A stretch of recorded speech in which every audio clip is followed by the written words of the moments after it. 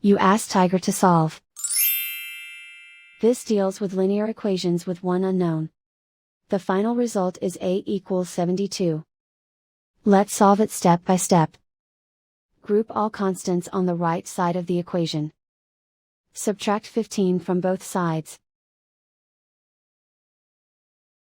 Group like terms. Simplify the arithmetic.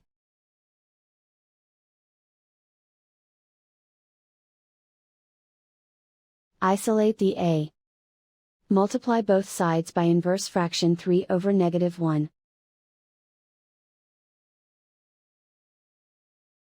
Group like terms. Multiply the coefficients.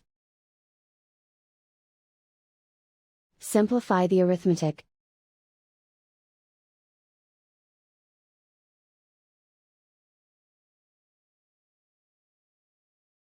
And so the final result is A equals 72.